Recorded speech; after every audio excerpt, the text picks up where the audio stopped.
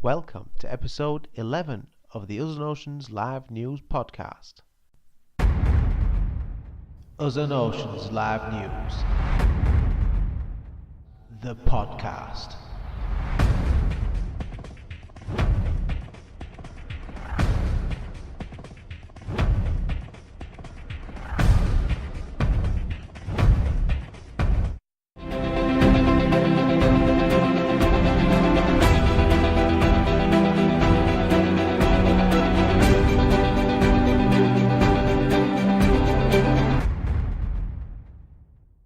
Hello everybody, welcome back.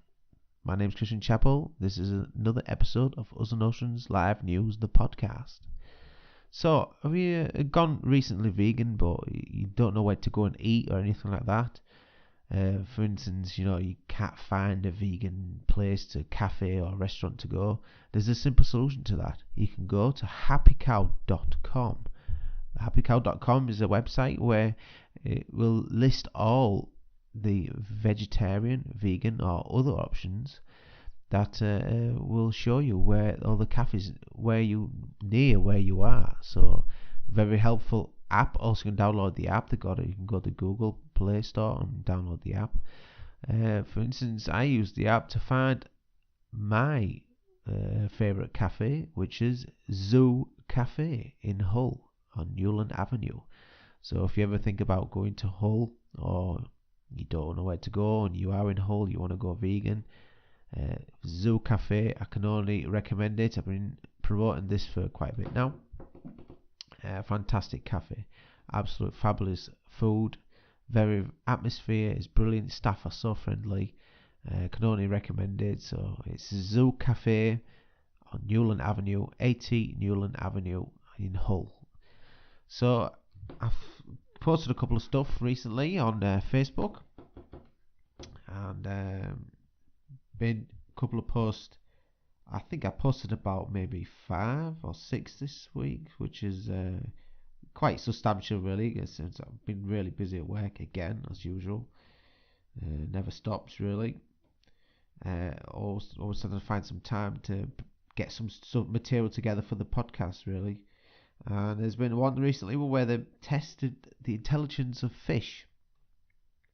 So it's been said that this is by PETA, which is Empathy for Animals site, and they say, are fish really self-aware?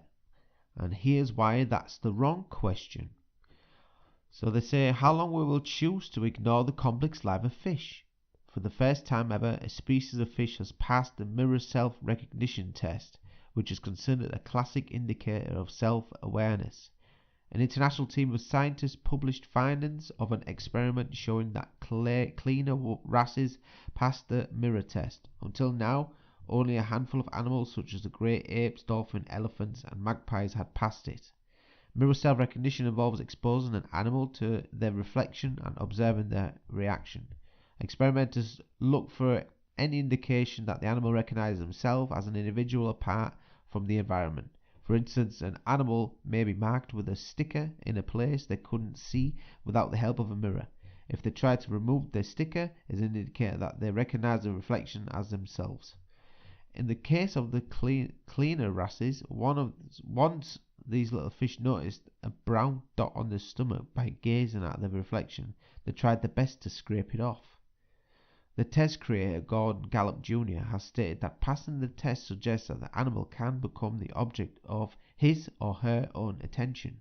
This means that a self-aware animal should be able to use their own experience as a tool to figure out what other beings know or want in relation to themselves. In other words, these animals aren't automatons merely going through the motion of life. No, duh. While the mirror test has certainly helped cynics understand how intelligent our fellow animals really are, using it as a primary indication of an animal's inherent value misses the bigger picture. As the famous utilitarian philosopher Jeremy Bentham once said, the question is not can they reason, nor can they talk, but can they suffer? Fish are capable of achieving many feats that show that they're individuals with their own interests who value their own lives. Dr. Jonathan Balcom, ethologist and author of What a Fish Knows, understands just how extraordinary cleaner wrasses are. He writes, they make a living by plucking food, parasites, dead skin, algae and other undesirable substances of client fish, who line up on reefs to wait their turn for the spa treatment. This well-studied elaborate symbiosis involves episodic memory behaving differently based on who was watching, the so-called audience effect. Account keeping, brown-nosing, deception, cheating and Machiavellian scheming. Fish pass down culture from one generation to the next. They have their own languages, communicate with gestures and can distinguish among the faces of members of their own species. Differences, by the way, that escape the naked human eye. They use tools, choose lifelong partners and learn by observing. We could go on and pointing out these similarities between humans and fish. When will humans' false sense of superiority over aquatic cousins finally be dismantled? As fellow beings who can suffer and who want to live, fish are worthy of our consideration and respect, whether or not they recognise their reflection in the mirror. Sure, humans look different from fish, but when it comes to important qualities such as the ability to feel excitement and create family bonds, cherish life, and experience pain, we're all the same. Speciesism gets in the way and makes it difficult for humans to grasp how unique these sentient animals are. They continue to suffer terribly as they're intensively farmed, fished, and treated like decorations for a room. How you can save a fish and other sea life? Avoid aquariums such as SeaWorld, which imprison sensitive animals to provide crowds with fleeting moments of entertainment. Help reduce the demand for fish flesh by going vegan today, and never support pet stores such as Petco, which treat fish like nothing more than inanimate merchandise. Need help going vegan? Petter's got you covered.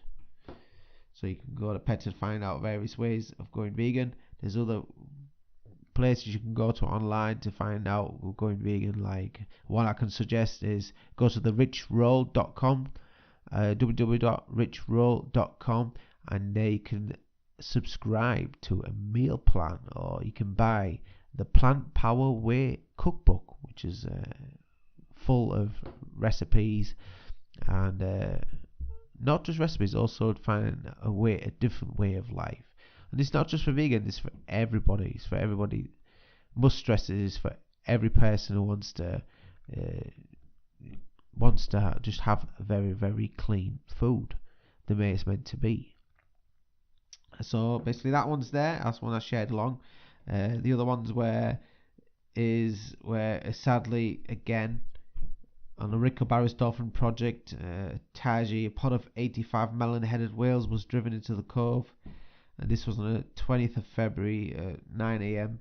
In a panic, the majority of the pod beached themselves underneath tarps and thrashed under the shallows while the hunters proceeded to slaughter each individual. A short time later, the internet was lifted and the 27 dolphins which were still swimming in front of the tarps were driven back to the outer area of the cove.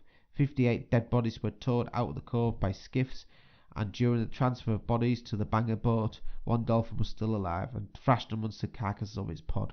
This dolphin was then dragged back into the cove by its flukes, hidden underneath the tarp, so that hunters could make another attempt to sever its spinal cord. This is official type of dolphin strive killing method, which government officials claim to be humane. After almost 4 hours of being trapped in the cove, witnessing firsthand the slaughter of the pod, the remaining 27 dolphins were driven back out to sea. So that wasn't a very nice day that day. Almost happens on a daily basis where the Bangor boats go out and try and get any type of dolphins, whale or anything like that to force into the cove to be killed. It's one of those I've shared.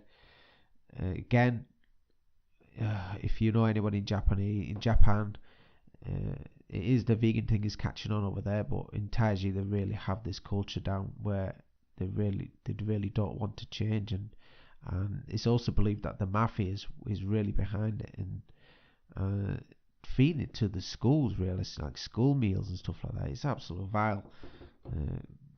Don't really need it. And another one is come up with whalesanctuaryproject.org. where groups prepare for a possible orca rescue because they found orcas being starved, and they decided whether to give medical assistance to these orcas. Again, the Whale Sanctuary Project is working as part of a coalition of experts in the Pacific Northwest to assess the health condition of southern resident orcas.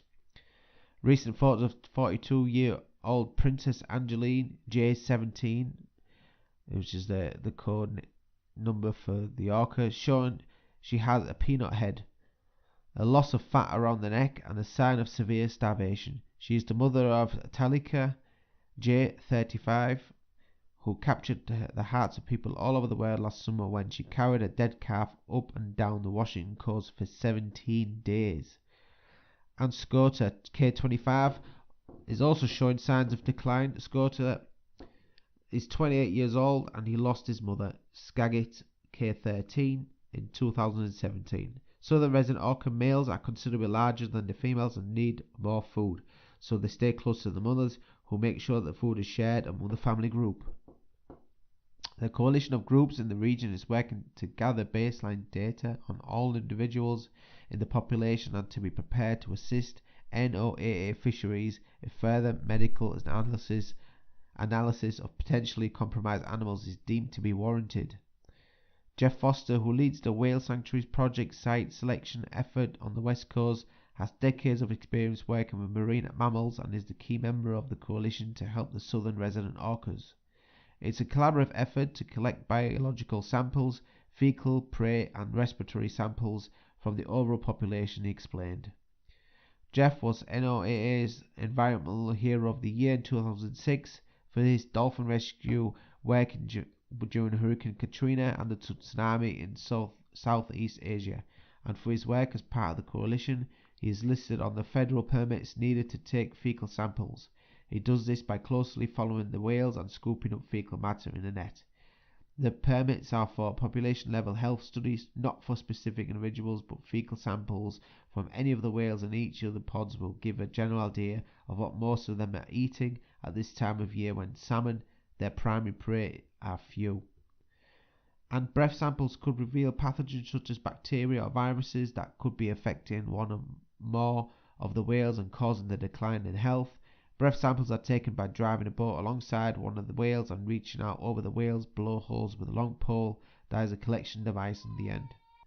If the seaside sanctuary that the Whale Sanctuary Project is creating is going to be located in the vicinity of the southern residents and their neighbours, it will also support rescue and rehabilitation functions in the region.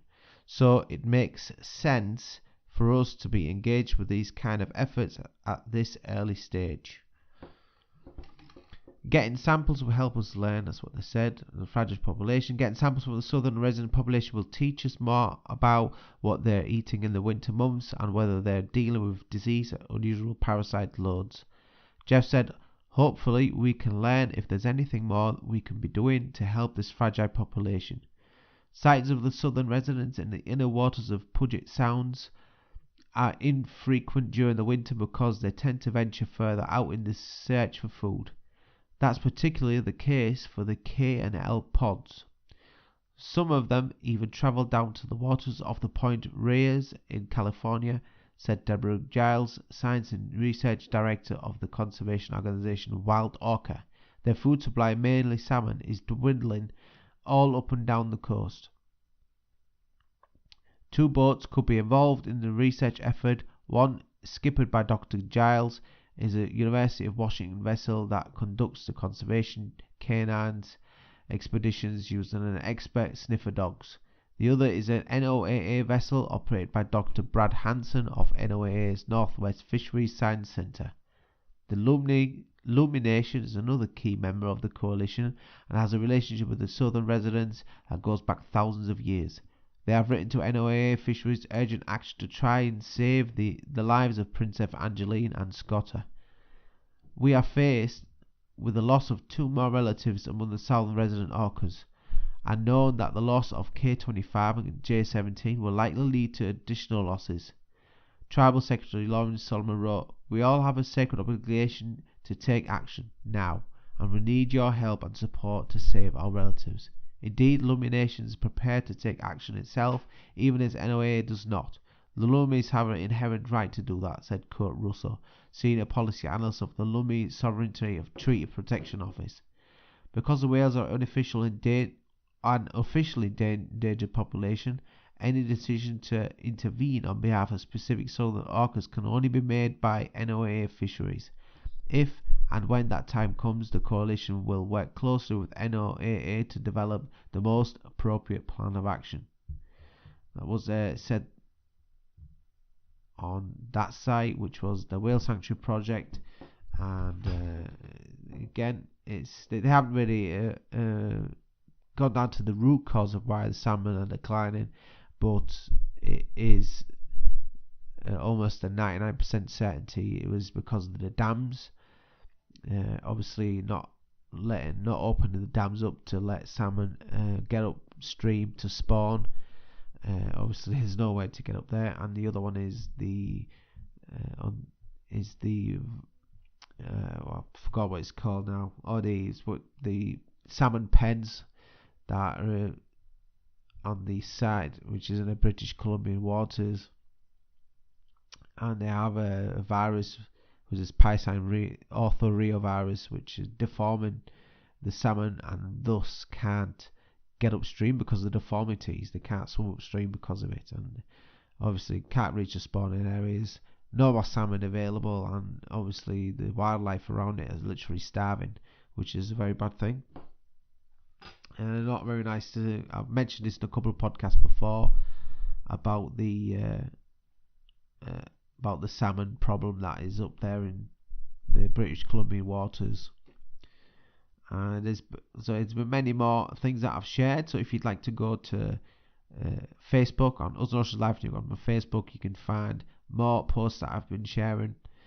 Most recently was another dolphin drive. You can read on that, which was awful to see, where there's some deep cuts on these dolphins that have been released back into the waters, but obviously mental scars and the scarrings of the battle to try and escape has obviously left its mark on the dolphins. So if you I will say it again, if you like the podcast, and all the formats are it's available: YouTube, Facebook, say it on Facebook. I will share it via Twitter as well. It'll be available there. If you can go to us bottom, which is the bottom line, and Oceans, you can find me there. Us and Oceans Live News on Facebook, Us and Oceans Live News on YouTube, and also Us and Oceans Live News on Instagram. You can follow all my posts there and leave me a comment. I appreciate any sort of comments you can give me.